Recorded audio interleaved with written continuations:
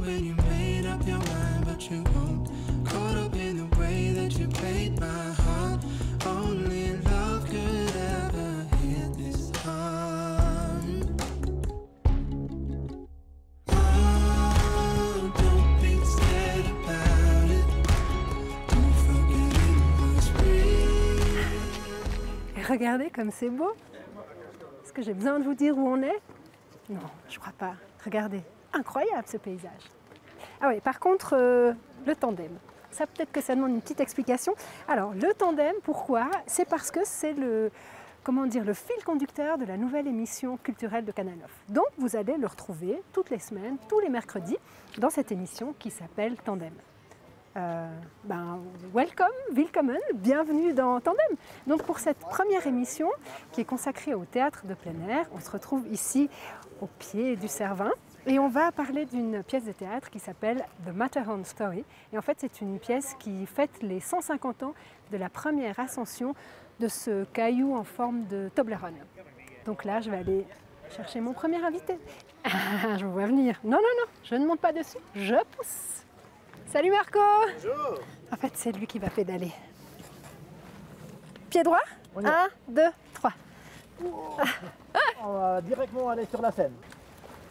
On le pose là? Ouais, c'est le meilleur endroit pour être ici. Écoute, c'est magnifique. Ouf, on peut respirer un coup. Ah oui, ça va. C'est sur l'auteur, c'est différent. Alors, dis-moi voir, toi, tu t'occupes de tout ce qui est infrastructure pour The Matterhorn Story. Exactement. Ça consiste en quoi? Parce que ça a juste l'air d'être un projet énorme. Ouais, c'est énorme. La première chose, c'est la scène. Ok. On a mis là. On a utilisé des pierres, du bois. Et après, on a mis aussi toute la tribune pour les 700 visiteurs. 700 places. Toute la technique qui va avec, parce qu'il faut des microphones, sinon on n'entend pas tout. Et aussi, on a une petite espace là-bas pour les ânes. Il y a des ânes dans cette pièce. Ouais, Ils font quoi ces ânes? Ouais, c'est aussi un peu pour la décoration, mais dans cette période-là... Attention avec les amis des animaux de dire que les ânes sont de la décoration.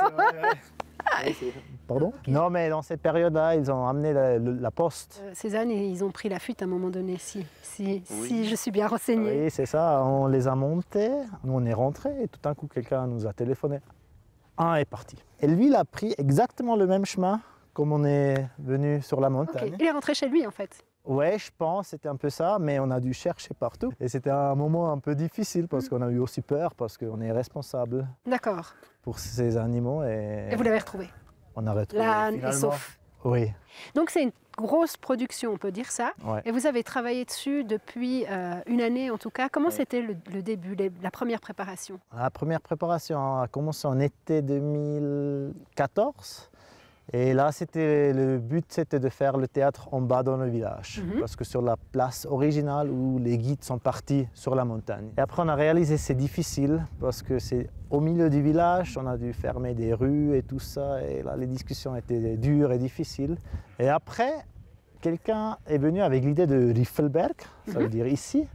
Au premier moment, on s'est dit, ouais, c'est haut, c'est dangereux. À quelle altitude on est là? 2600. Ah ouais. Mais finalement, on était plusieurs fois ici et en bas, ça, on ne peut pas dire non, c'est impossible. Ouais, c'est clair. Et finalement, après, on a recommencé le projet. Mais c'est la première fois qu'il y a une production de cette ampleur-là ici? Oui.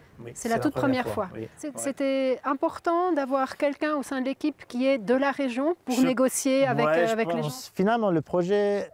il vient un peu de Berne, parce que c'est des gens de Berne qui organisent tout ça. D'accord. Et moi, je suis le seul local qui est dans le projet. Et je pense que ça aide au début pour savoir avec qui tu travailles, avec qui tu ne veux pas travailler, parce que tu dois quand même faire attention, c'est les familles... Avec qui alors tu ne veux pas travailler? Avec les ânes. On a le droit de savoir avec les ânes. On va voir un peu cette infrastructure de plus près. Oui, et là c'est le bloc central. Assez confortable. Assez confortable, on a deux catégories. On a les premium. Après, on a les classiques, on dit. Ouais. Ce sont les trucs soft. Ok. C'est pour les petites fesses plus résistantes? Oui, quelque chose comme ça. Toi, t'es plus premium? Non, classique. Sûrement classique.